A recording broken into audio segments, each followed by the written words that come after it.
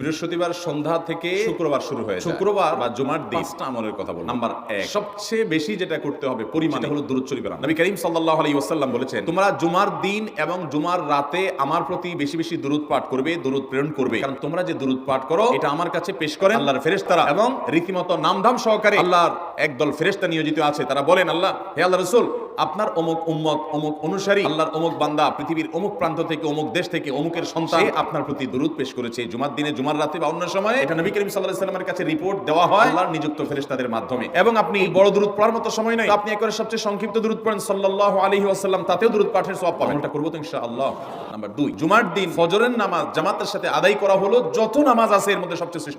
প্রত্যেক বৃহস্পতিবার আসলে সন্ধ্যার সময় প্রতিজ্ঞা করব, শুক্রবার ফজরটা পুরুষ হিসাবে আমি জামাতের সাথে পড়বই পড়বো, তার জন্য রাতে আগে আগে শোবো, ডাবল ট্রিপল অ্যালার্ম দিয়ে শোবো, অন্য নামাজি বন্ধুকে বলবো ফোন দিয়ে ডেকে দিবি, একে অন্যের সহযোগিতা করব, কিন্তু ফজরের নামাজ জুমার দিন ছাড়বো না ইনশাআল্লাহ। 3 নম্বর আমল সূরা কাহাফ পড়ো। যারা কোরআন পড়তে পারেন না তারা শুনবেন, আর যারা পড়তে পারেন তারা নিজে পড়বেন। সূরা কাহাফ যদি জুমার দিন কেউ পড়ে, নবী করিম সাল্লাল্লাহু আলাইহি ওয়াসাল্লাম বলেছেন এই সূরাটা তার জন্য নূর হবে, নূর, আলো আল্লাহর তরফ থেকে। কিয়ামতের ময়দানে ভয়াবহ গুটগুটে অন্ধকার হবে, এমন ভয়াবহ অন্ধকার হবে দুনিয়ার অন্ধকারের সাথে কোনো তুলনাযোগ্য নয়। সেই ভয়াবহ অন্ধকারে কিছু আমল আছে যে আমলগুলো মানুষের ওই অন্ধকারের মধ্যে আলোর কাজ দিবে, এর মধ্যে একটা হলো এই সূরা কাহাফ। অন্য অনেক উলামা ইকরাম বলেছেন এর ব্যাখ্যা হলো সূরা কাহাফ যদি কেউ এক বৃহস্পতিবারে পড়ে, পরের বৃহস্পতিবার পর্যন্ত, এক শুক্রবার যদি পড়ে, পরের শুক্রবার আগ পর্যন্ত পুরো সপ্তাহব্যাপী তার ভিতরে নূর, ঈমানের নূর, তাকওয়ার নূর, ইলমের নূর, আমলের নূর, ভালো মানুষ হওয়ার নূর তার ভিতরে আল্লাহ তাআলা সৃষ্টি করে। তো নবী সাল্লাল্লাহু আলাইহি ওয়াসাল্লাম বলেছেন সূরা কাহাফের প্রথম 10 আয়াত যদি কেউ মুখস্থ করে, তো এই ব্যক্তিকে আল্লাহ রাব্বুল আলামিন এবং যদি তেলাওয়াত করে, এই ব্যক্তিকে এই আমলের মাধ্যমে দাজ্জালের ফিতনা থেকে আল্লাহ বাঁচিয়ে। 4 নম্বর আমল হলো জুমার দিন আগে ঘুম থেকে উঠে উত্তম রূপে গোসল করে মসজিদে আগে আগে গিয়ে পায়ে হেঁটে গিয়ে সামনে ইমাম সাহেবের কাছাকাছি গিয়ে বসা, অনর্থক কথা কাজ না করা, তেলাওয়াত জিকির আজকার মাশগুল থেকে নামাজটা পড়ে বের হয়ে আসা, এই কয়েকটা কাজ যদি করে, নবী করিম সাল্লাল্লাহু আলাইহি ওয়াসাল্লাম বলেছেন ওই ব্যক্তি বাসা থেকে মসজিদ পর্যন্ত যে আসলো, যতগুলো পা ফেলবে প্রতিটা কদমের বিনিময়ে আল্লাহ রাব্বুল আলামিন তার অ্যাকাউন্টে, তার আমল নামাতে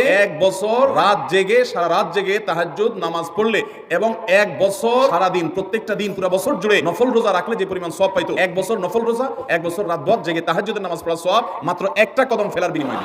চেষ্টা করবো না ইনশাআল্লাহ। 5 নম্বর এবং সর্বশেষ, জুমার দিনে একটা সময় আছে দোয়া করব। শুক্রবারের একটা সময় সম্পর্কে নবী সাল্লাল্লাহু আলাইহি ওয়াসাল্লাম বলেছেন একটা সময় আছে শুক্রবারের, এই সময়ে বান্দা কোনো দোয়া করলে আল্লাহ তাআলা ফিরিয়ে দেন না, কবুল করে, কিন্তু সময়টা যে ঠিক কখন এটা হাদিসে নবী সাল্লাল্লাহু আলাইহি ওয়াসাল্লাম বলেন না, যাতে করে হয়তো আমরা সারা দিনই কম বেশি দোয়ার চেষ্টা করি। এই বিষয়ে মুহাদ্দিসগণ, হাদিস বিশ্লেষকগণ, পণ্ডিত ওলামায়ে কেরামগণ হাদিসের বিভিন্ন আকার ইঙ্গিতকে গবেষণা করে অ্যানালাইসিস করে এক একজন এক এক সময়ের কথা বলেছেন। তবে বেশিরভাগ ইমাম, বেশিরভাগ পণ্ডিত ওলামায়ে কেরাম, বেশিরভাগ আপনার ইসলামিক স্কলারগণের বক্তব্য হলো যে এই সময়টা হলো জুমার দিনের শেষ প্রহর, আসরের পর থেকে নিয়ে সূর্য ওঠার আগ পর্যন্ত এই সময়টা। আমাদের আল্লাহর দিকে মনোনিবেশ করতে হবে দোয়ার জন্য বেশি বেশি। তাহলে শুক্রবারে 5 নম্বর আমল হলো বেশি বেশি কি করব ইনশাআল্লাহ, দোয়া, বেশি বেশি দোয়া করবেন, উঠতে বসতে চলতে ফিরতে। বিশেষভাবে সূর্য ডুবার আগের যে সময়টা শুক্রবার, অর্থাৎ দিনের শেষ সময়টা, বিশেষভাবে আল্লাহ তাআলার কাছে দোয়া করব। ঠিক আছে তো ইনশাআল্লাহ।